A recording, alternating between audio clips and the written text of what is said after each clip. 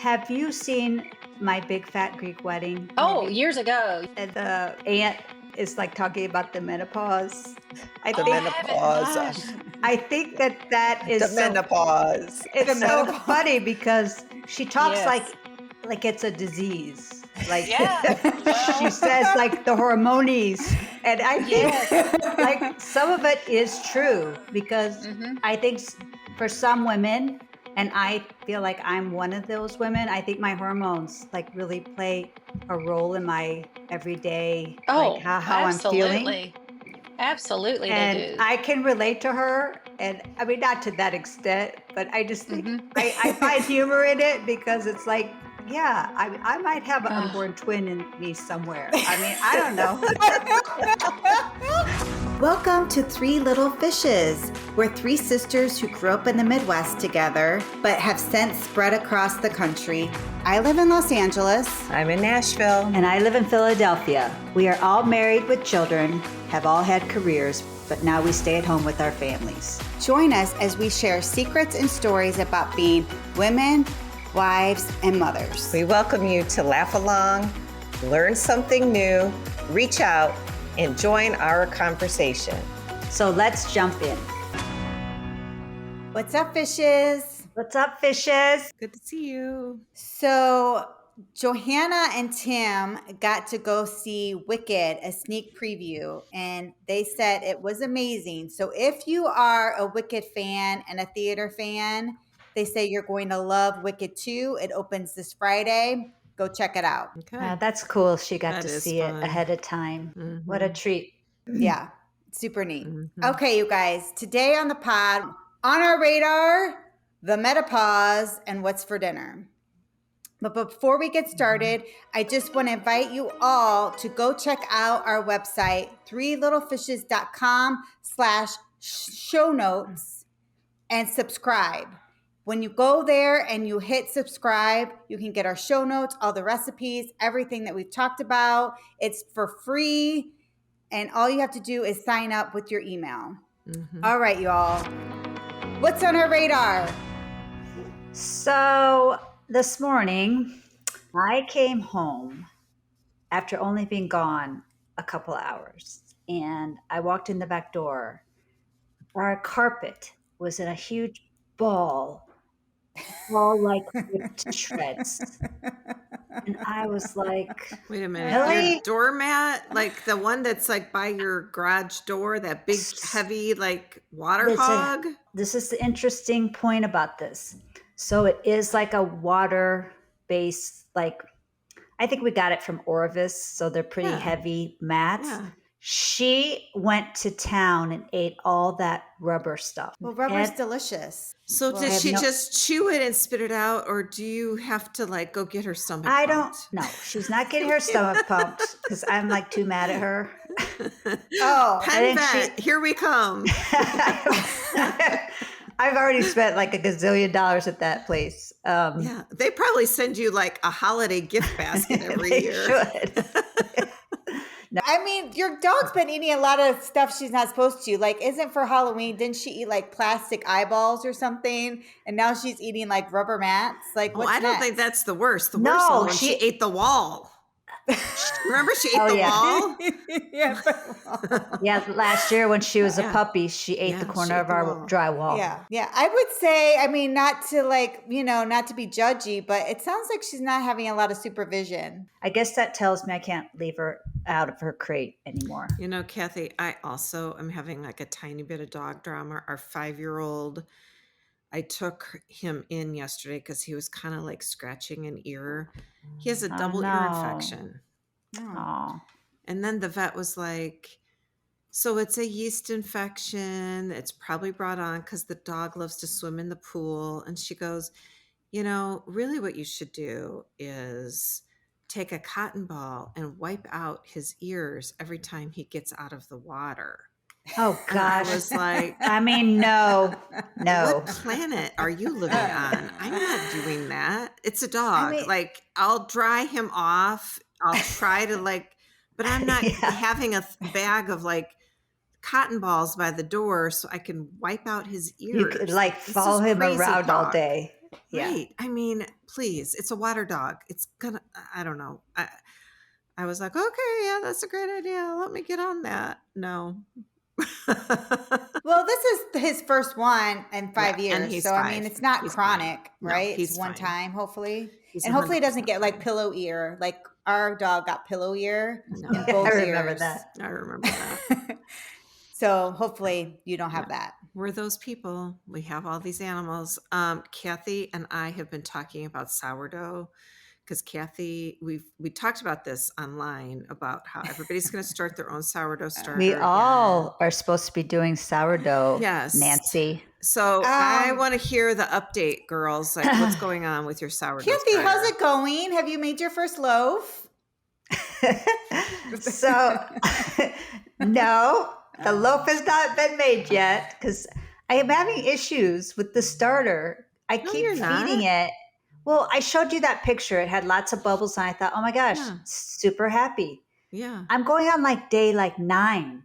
that's okay. And then I did the little water test to test. That's not a super reliable. What you want to see Oh. is a lot of bubbles, and you want to see it double. So once it doubles when you feed it, and it's past day 7, I think you can start using it. Oh, Minimally, okay. you can start using your discard because you do have happy starter, and it's got a lot of bubbles in it. I'm not like a sourdough specialist or anything, but like I've been doing it for a couple of years. You're going to be fine. Start using it. Nancy, how's your sourdough starter going? I have not started it yet. I don't understand what's wrong with you. You're the one that cooks the most. I know. I think No, that I'm having. what's the prop, Nancy? Like, what's I think going that on? I'm having anxiety about it because over COVID, I tried to make sourdough and the starter, and I never worked out. And I think I'm having PTSD about it. And also, it's just, I'm feeling like it's a time commitment that I have to work, like I have to deal with it every single day. Like, will I forget? Well, you do for 7 days. And then once it gets going, you can leave it in your refrigerator, and then you can, ignore it for a few days or a week even, or 2 weeks. And after Oh. it becomes really mature, you can leave it in the refrigerator. If you leave it for a month and you pull it out, it'll have like hooch on the top of it that you can just pour out and you feed it, and I'm revives sorry. itself. Did you just say hooch? Yeah, it's hooch. Is that That's what they you call it. said? It's this like liquid that means your starter is so hungry and it kind of liquefies, and people can stir it in too. I usually just pour it out. It's like really I mean, sour. you just told me that Kathy's been doing this for 9 days and she still hasn't made a loaf of bread. So it feels like, But that's I on think Kathy. I'm on Ready or is it 8 not? days, Nancy. 8 days. so But yeah, I does think you're how many gonna be more days fine. does she Just have to try wait? it. She doesn't. She could cook now. so I should try Just it do tonight. Yeah, just jump in. Just do Okay. it. All right. All right. I will say that I did not make sourdough, but I did make Julia Nancy. Child's white sandwich bread. Now, And it why? was very good. I've made I that mean- before. It's really good. We were all supposed to do this together. Nancy. Okay. All right. I commit today that I will, or this Okay. week, I will have Try. some forward progress. Okay. Okay, we're going to hold you to it. All right. I mean, I've heard it before. So, the other thing I think that I have noticed I'm doing a lot of beyond online shopping is all these like holiday movies are popping up. And I had the house to myself the other night and I watched an old holiday movie, Meet Me in St. Louis.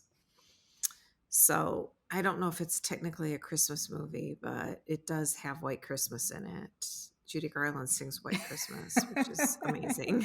I know you love that movie. You Well, love it. do. I think it's started watching a sweet. Christmas movie. What'd you watch? My husband's like, "Oh, what are you doing? Is this now the Hallmark Christmas month that we're going to watch a movie?" I said, "Yep, it started."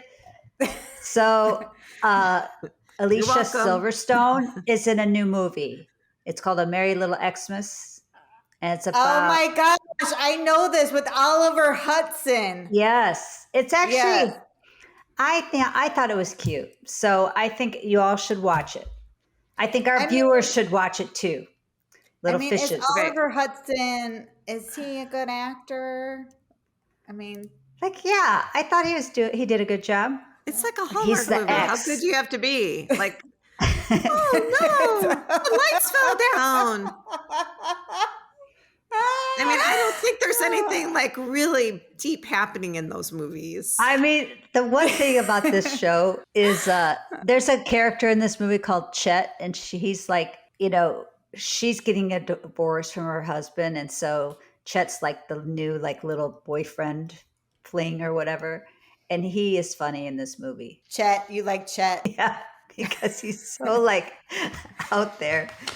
He like gets naked, and he's like, Wait, Hallmark is showing you a naked body? it's not Hallmark. It's on Netflix. Yeah, But it's not HBO Max. It's kind of in between. no. No. How detailed are we getting? Maybe I'll be in. I mean, I yeah. don't- You just see Chet shirtless is up. Merry as raunchy as it gets. Christmas. You're my chestnuts. Oh gosh. Okay, well, I don't know what's getting over it. Kathy, I am on board with you. I think it's the time of year to embrace the silly movies, the traditional Yeah, movies. let's get in the all holiday of it. spirit. Like let's just Come get on. happy.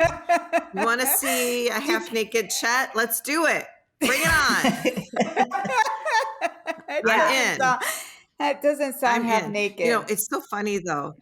When I saw a clip for this because I was on Netflix watching something else, and I'm going to say something super mean, but like Alicia Silverstone, I get so distracted by her lisp that I find myself like watching her mouth and like not watching the show. I don't know why I can't get over that. Does she have that? I don't think I've ever noticed. I don't, it's honestly, when you said that, I was like trying to think, did I notice she lisped? Because I normally do. Yeah, like, because you're a recognize dentist, so that. I would think that would be something you would. But like, I must have really been like pay attention enamored to. with Chet that I was like Yeah, not you're paying so attention to her. I will tell you, like my old thing with Alicia Silverstone, I loved her in Clueless so much. She was As great. if. Yeah. She was good in that movie. Do you know how much time I spend with something I'm going to put on my feet? Like, let alone anywhere else. I mean, it's such some fun lines. Yeah. She's like, should I leave him a note? That was a good one. Yeah. She was so good Okay. in that. Yeah. All right, Right. Nancy, that is your homework. Linda, you guys got to watch it. Tim, get ready. Here comes the Hallmark Channel and Netflix series. According to Kathy, you're welcome. Or maybe he'll just be like Peter and put in his like AirPods and be like, good night. And rolls over like, okay. Okay, you guys, let's jump in. So this week we had the pleasure of interviewing a woman who specializes in perimenopause and menopause.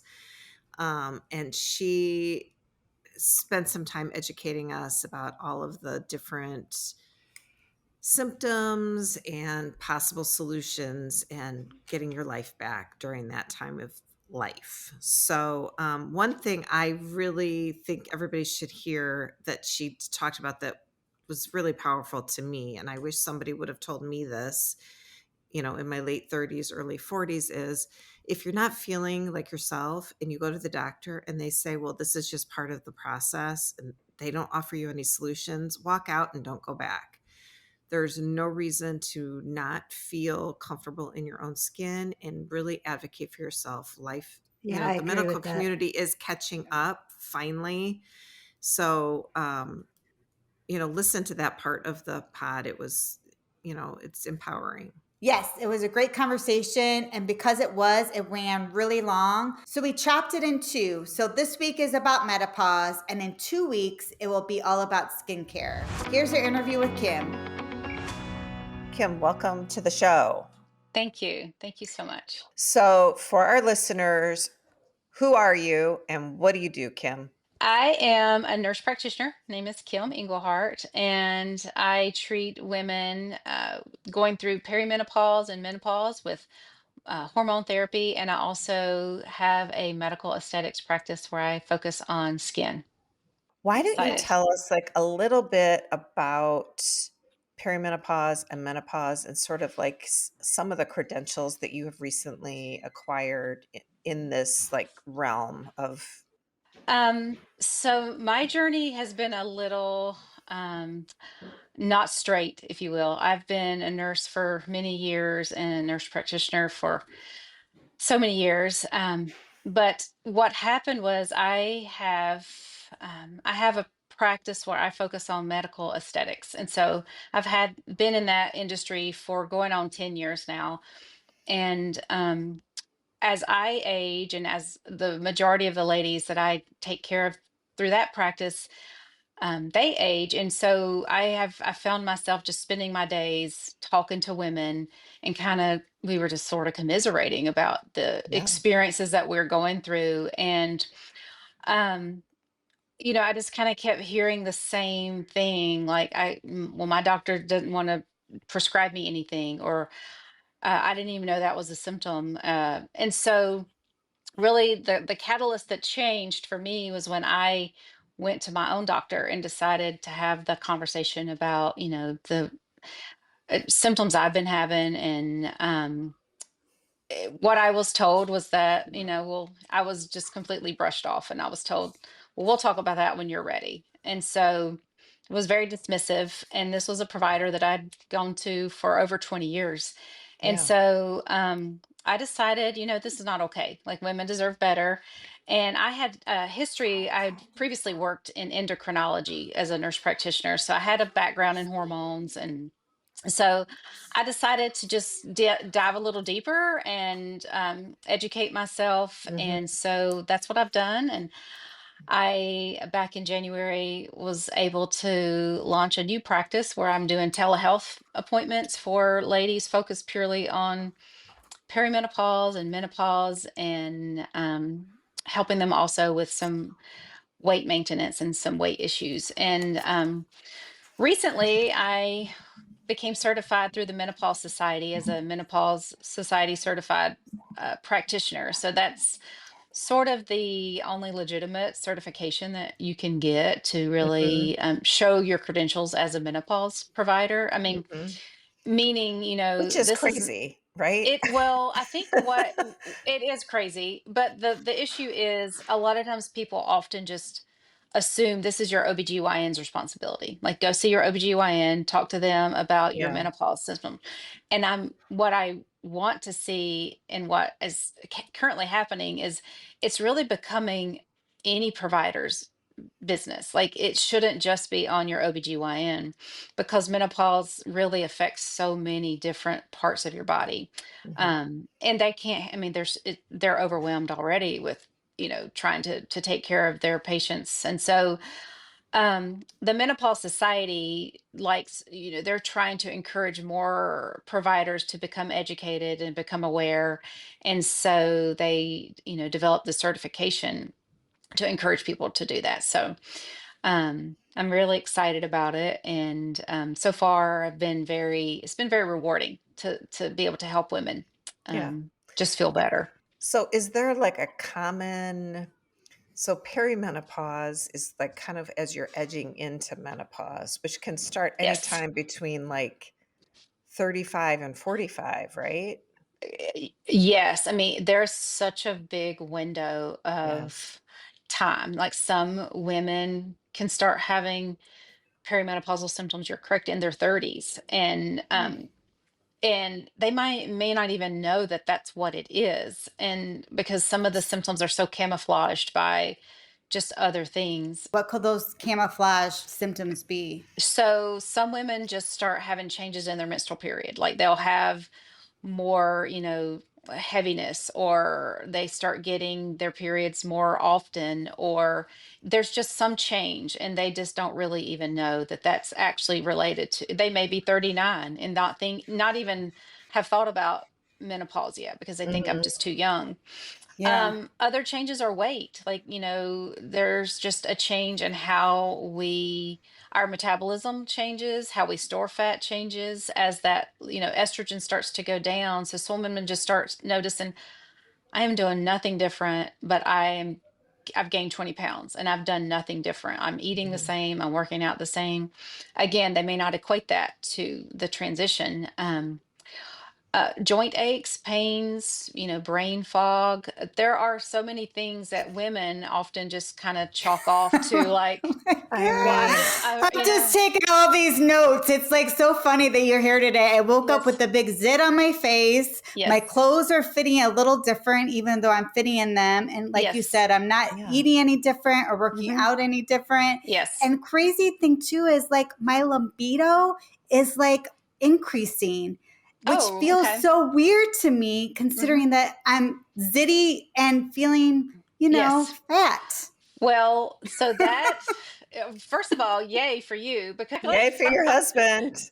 um, that I will say is probably one of the most common things that I'm hearing from my patients is the opposite, is where, the libido is not increasing, it's in fact decreasing. And it's problematic, Yeah. for especially women who are in a relationship. And so that is very common. But the issue with um, hormones is that it is very chaotic during the transition phase. So some days it's, your estrogen levels are really high and some days they're really low.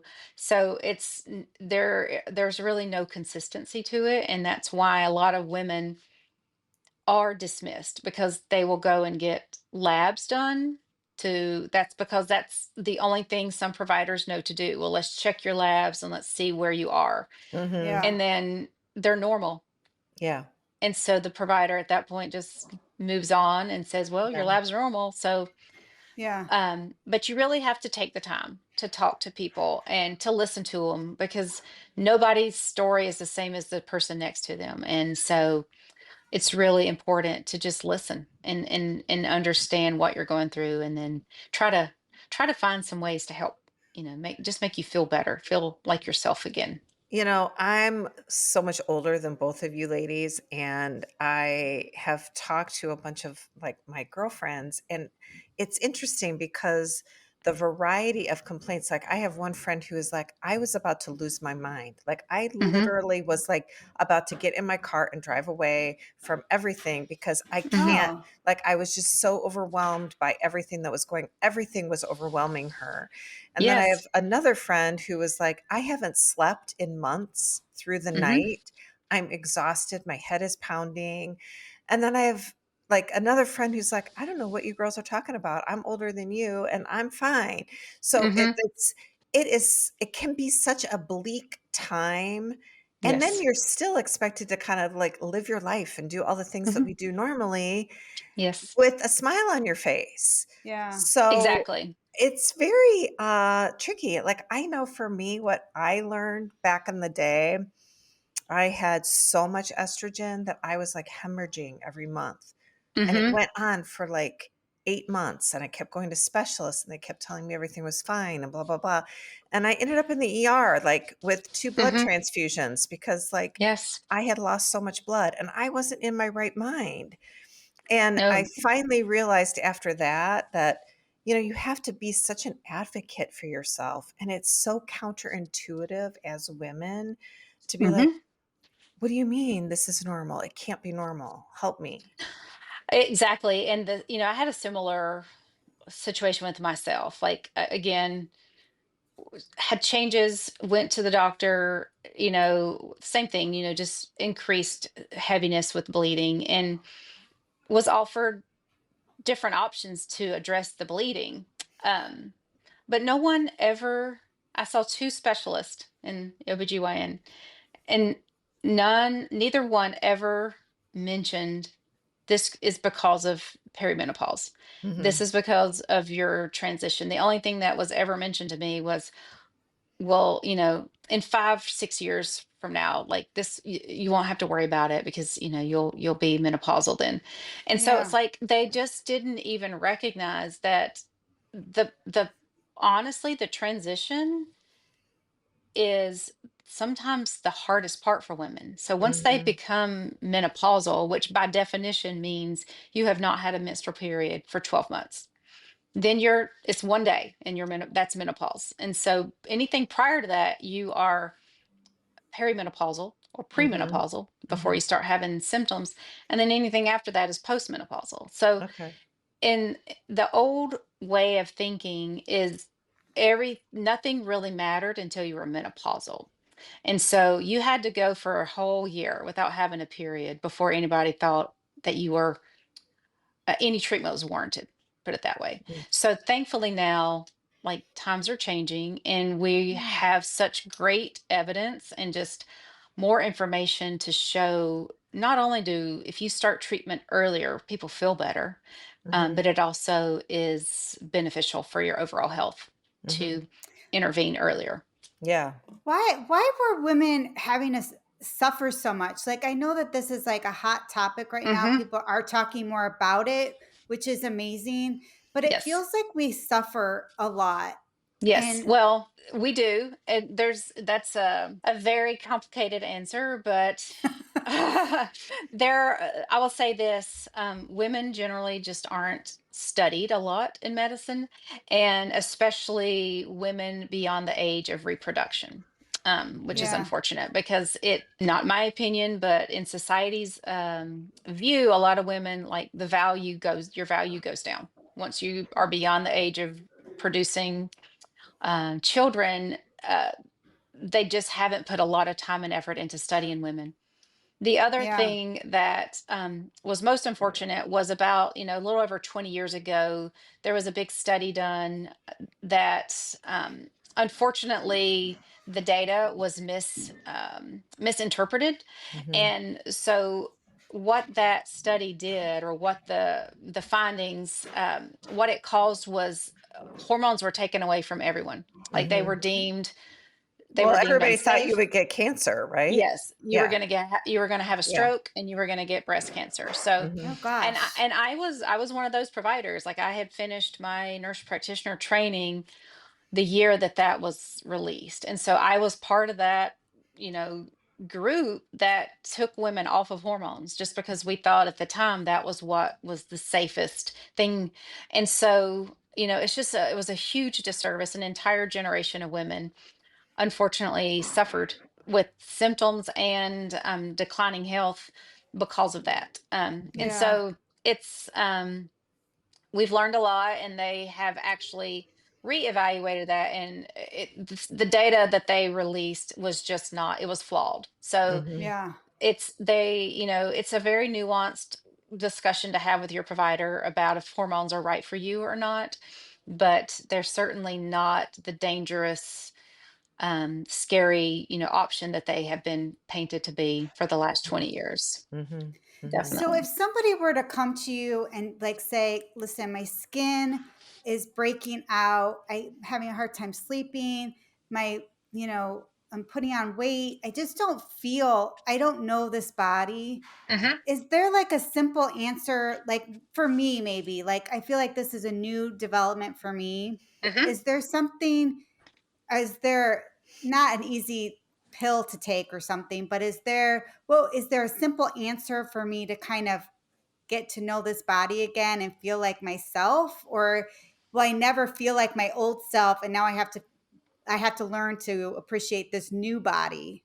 Like we're never going to be back to our 35, 30-year-old self. Like we are changing, our bodies are changing. Mm. But I think what's important is that you don't have to completely lose yourself. Like that part of my own journey was I didn't feel like myself and I couldn't put my finger on it. Like I just knew like I was not myself.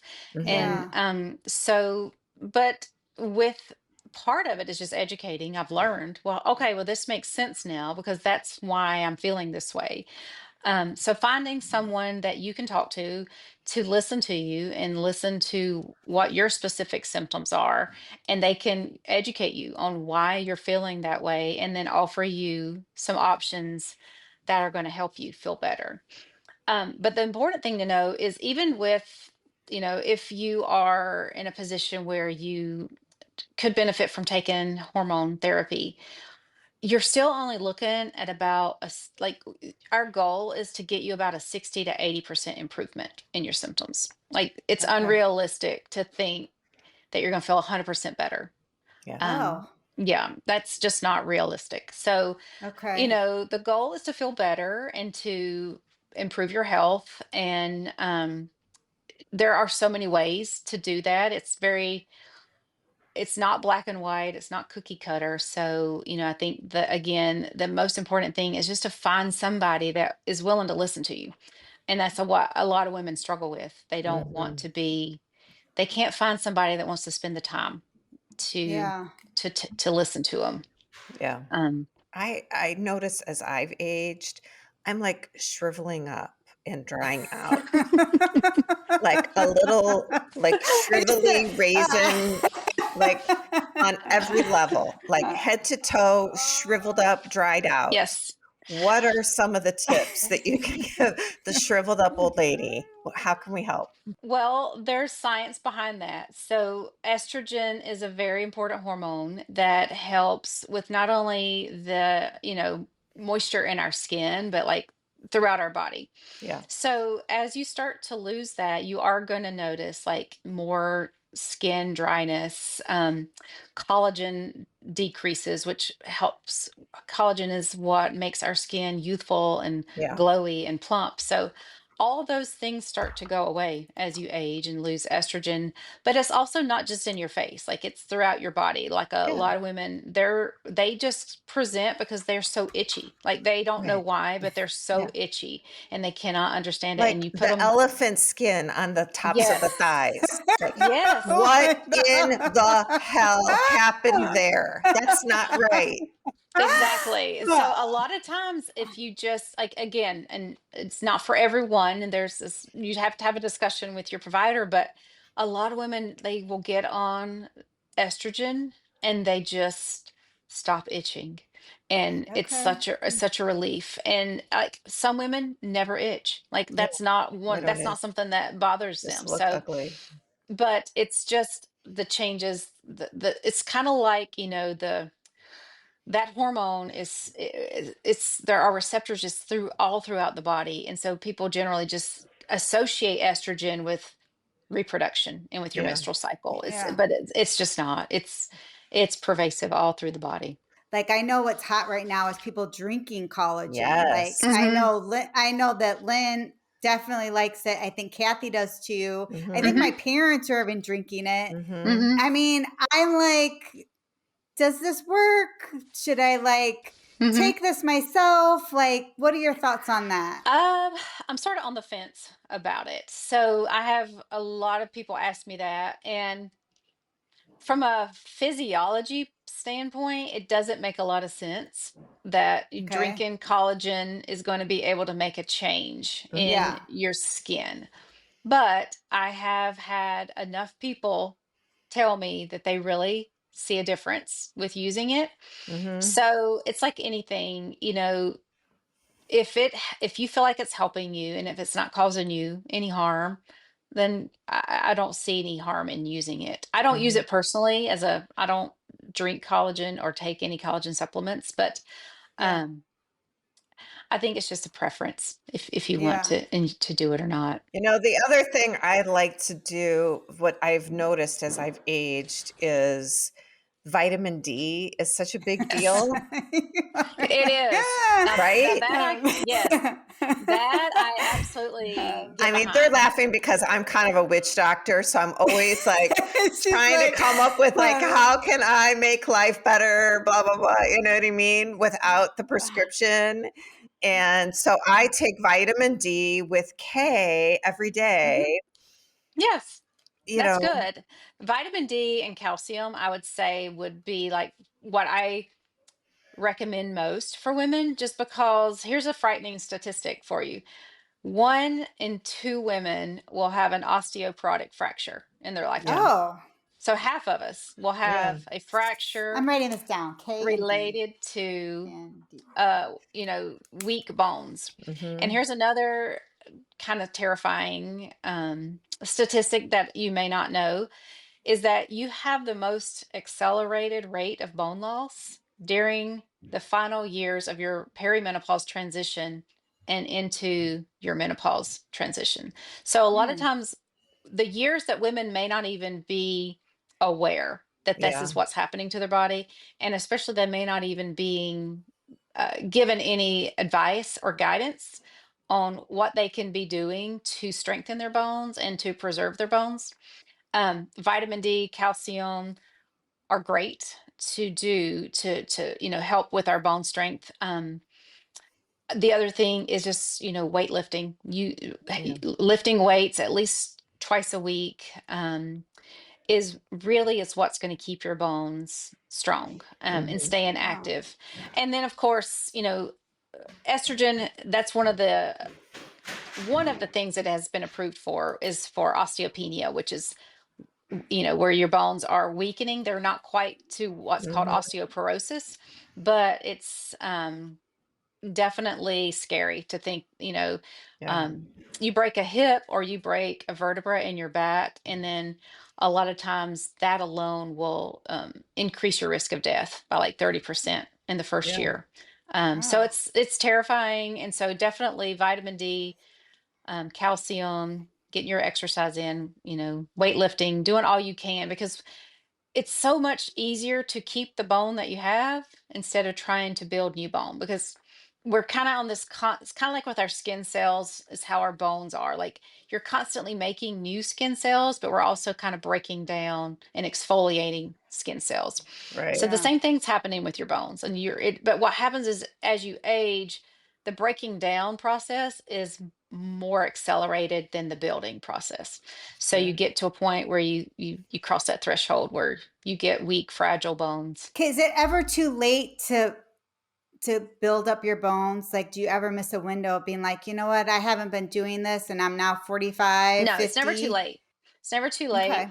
I mean, again, there are certain times where you're going to probably be at a bigger disadvantage, just because if you have lost more bone, it's harder to get it back. So definitely the sooner you start, the better. But I mean, as long as you're capable, it's never too Yeah. late to make those changes to try to increase that bone density. So do you have any tricks for sleep then? Well, so sleep, that is another very common symptom that women um, report is, I cannot fall asleep, or Mhm. I fall asleep and I wake up at 3 a.m. and I'm Yep. wide Yes, awake and I lay there and that's I look, me. yeah, and I cannot get back to sleep. Mhm. Yeah. So the hormone progesterone plays a big role in sleep. And when you are transitioning through perimenopause into menopause, your progesterone just goes away. Like, it like falls off a cliff and it doesn't come back. Compare it's gone. That's Gone. So the Bye-bye. different peace out progesterone. So the difference is, whereas estrogen, you kind of get this surge. It's like a roller coaster of estrogen. Yeah. You get a lot and then none, and then a lot and none. With Yeah. progesterone, it just goes and it's gone. So progesterone, some people refer to it as the calm, sleepy hormone, because it just kind of helps calm you and Mhm. helps you Yeah. sleep. So a lot of women will report they feel more anxious. Their anxiety ramps up during those years. They don't know Mhm. why, but they just Mhm. feel like they're, more anxious.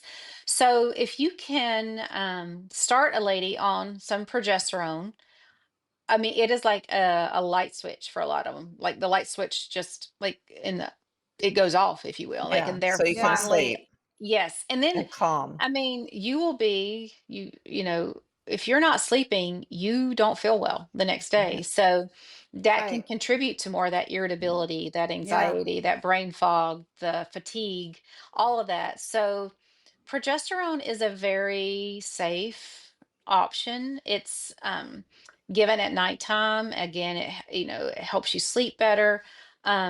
So if that's something that you are a candidate for, that's what I offer usually first for my patients who are having difficulty with sleeping. And then, of course, just the regular sleep health, things like trying to not be on your phone at late at night and things like that, and just decrease the Yeah. stimulation right before you go to bed. But sometimes you can do all that and you still can't sleep.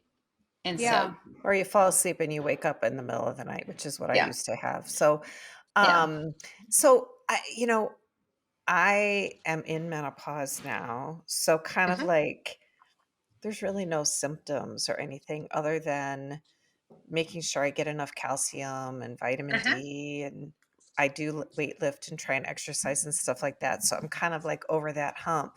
But I Hmm. remember back in the day, and I remember kinda being mad about it because I was like, Hmm. "I've, like, given 3 wonderful humans to this world. I've done all the things. I've been a Hmm. teenager, and now I'm a fucking teenager again." That's what it Yep. feels like, but you have Yes. all the responsibilities that come with being a full-time adult, like, Yep. Oh my where gosh, I is know. the happiness and joy we can find in this, like, time where you're kind of you feel like you're climbing a cliff, like climbing a huge Yes. hill, and you're about to fall off the cliff half the time. It's Yes, I horrible. think what you have to do, and I'm still trying to find it too, because like I said, I'm still on this journey myself. What I have come to appreciate, and what I hear from a lot of my patients that I help, is like you just don't have to care as much anymore, like about little things that used to really bother you. um you learn like what really matters, what doesn't matter, and there's just almost like a freedom Mhm. of this aging where that's how I feel, and that's how a lot of ladies that I speak to relate to, like whereas in my 30s, early 40s, like I was so worried about things that now I'm like it really doesn't matter, like it doesn't Right, matter. And so right. Let it go. um, let it go. Let it Yes. go. Now, I wish I was there. You girls sound so healthy. I still well, hold on pretty yeah, tight. I was gonna say, if you speak to my husband or my kids, they may disagree with you or disagree with what I'm saying, but I truly feel like there is so many positives about this. It's just a really hard journey, and Yeah, what it is. happens is I don't know if it's true with you ladies, but like our moms just weren't told. Like they weren't told what's happening. And it was just kind of like, oh, well, everybody just deals with it. Like we don't talk Right, about it. You just deal right, with it. right. And they just kind of had to suffer through. So I feel like things are changing now. And now we can talk about it, and it can be more, in our Mhm. daily conversations, and you just don't feel so isolated.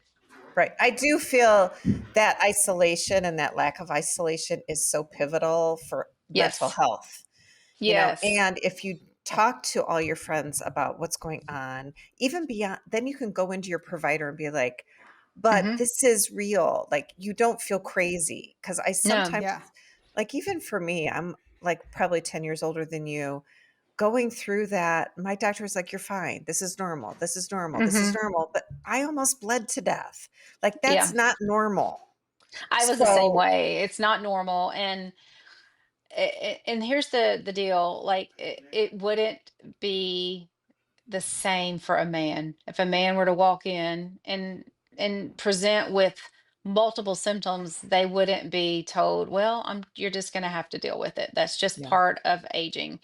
um and so again, I think times are changing, and more awareness is happening now, but there's still so much to do. Like there's still so many providers who just don't know. Like yeah, you can't be mad at them, because right, because they I don't know was what part they of, don't know. they don't know that. And and I was part of that generation. My husband is part of that generation where, when we were trained, we just weren't trained appropriately. So it's up to people like myself and other providers now who are advocates to try to change the narrative and get people better prepared. So, Kim, kind of like wrapping up this whole perimenopause, menopause topic, because I do want to Hmm. talk to you about skin in a minute, but Okay. to our listeners, if they're going through perimenopause right now, what are the top 3 things that you would say they should think about, do, talk to? Like, what are the top 3 things they should you would recommend for someone going through this transition? Number one, find a provider that will listen to you and not just want to check your labs and base treatment on that, because that is most of the time irrelevant. Mhm. Um, Labs can play a role in treatment options, but they should not be the primary driver of your treatment plan. So find a provider that's willing to listen. Um, find a support network, like either if that's in your spouse or some friends, because you have to have somebody that you can talk to and relate to um, when you're going through this. Again, I mentioned earlier, I live in a house of all men. So I have a You do. husband and three boys. And so none of them have a clue about what it feels like to go through this part of life. So you got to find your network Mhm. somehow of Mhm. of people. And then I really think just, making it a priority to move your body, like whether that's just going for a walk every day, weightlifting, like I said, is so beneficial for our bones, but also just for our mental health. And this is a very trying time on women, and mentally, physically, emotionally, Yeah. all of the above. Mhm. So I guess that, that would be the top three Those are things that good tips. Yeah. I would recommend. There's I so mean, many things, but we at the Three Fishes, that's why we started this, was to connect with people and support one hmm another. And I do think as you age, it's so critical to have that like network yes, of women that you can be honest and Yeah. open with, Yeah. and absolutely. they can share their experiences with you because we don't know all the answers. Nobody Right. does. Mm-mm. So we need each other. There For are sure. no one knows all the answers, so that's Yeah. the thing, and it's really just again a very nuanced topic, and it's very specific to whoever you're speaking to. Their symptoms are totally different than yours, but that the whole process is the same. Like we're all going to go through it. It's just going to be Hey, different. And You before know we what? That can I ask you one question as you say that? mhm. Do all women experience some sort of symptoms No, or no? mm-mm. No. Not Okay. necessarily. Like I have several women who have told me, they maybe at this point they're 60, early 60s, and they'll say, well, I don't know.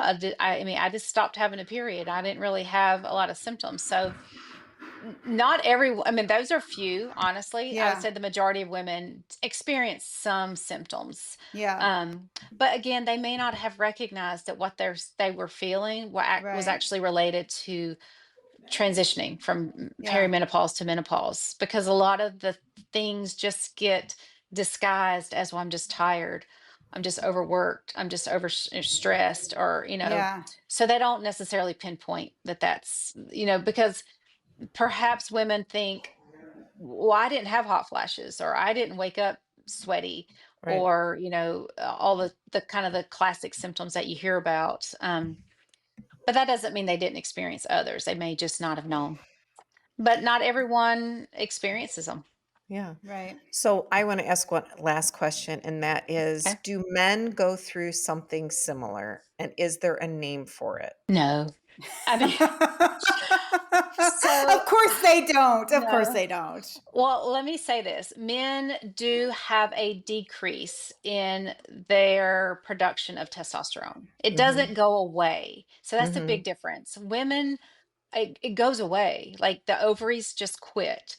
Mhm. And so, and then we can live, another one third of our life in that phase where we're not making that hormone that we've made for years and years. And so with men, yes, they have a change. Like they definitely have a decline in their testosterone, which can make, you know, them feel different. They can have Mhm. decreased energy. They can have, sexual dysfunction. They can have brain fog as well. But it's just not as drastic, and it's Yeah. not as what's the word? Like they're just it's more acceptable, like Yeah. socially acceptable, Yeah. and they're more likely to get intervention and get Yeah. help Yeah. than women are Mhm. for the most Interesting. part. Yeah. Hmm. Yeah, So that So tracks. hi, hi guys. Kathy, you made it. All those technical difficulties. Happy to see you. Yeah, I'm so sorry, everybody. This is an No problem. important podcast I didn't want to miss either. Have you seen My Big Fat Greek Wedding? That Oh, movie? years ago. Yes, years And ago. that the aunt is like talking about the menopause. Gosh, the menopause. Remind me. All my life, I had a lump at the back of my neck. Then I started menopause, and the lump got bigger. From the hormones, it started to grow. She talks Yes. like it's a disease. Like Yeah. she Well, says like the hormones. And I think yes. like some of it is true because Hmm. I think for some women, and I feel like I'm one of those women, I think my hormones like really play a role in my everyday, like Oh, how I'm feeling. absolutely. Absolutely, they And do. I can relate to her. I go to the doctor, and he did bio, the, bu- the bios, bu- the biopsy. And inside the lump, he found teeth and a spinal column. Yes, inside the lump was my twin. I might have an Oh, unborn twin in me somewhere. I mean, I don't know. Okay. it's so, yes, it Yeah. is. And it's like you said, like she called it the menopause. Like it was look, it was, it has Yeah, it's been like looked we at have as this like, disease. exactly. And And- like women were embarrassed to even mention the word. And like if you said Yeah. like a woman was menopausal, like it was kind of like, just ooh. And so now, it's really changing, and it's becoming less taboo, if you will. And like it's just part of it. Like it's what we go through, just like kids go through puberty, and we're kind of going in through puberty in reverse. Like it's Yeah. Yeah. just a transition. Hmm. I know the hormones running in my house between me and my teenage son. Oh, The battle. Good preach. times. Yes, yes. I have Good times. three teenagers currently, so yeah, Yeah. it's quite a Yeah, household. I have the Basically, same. yeah. Okay, yeah. So we can all commiserate together Hmm. for Yes. sure. No.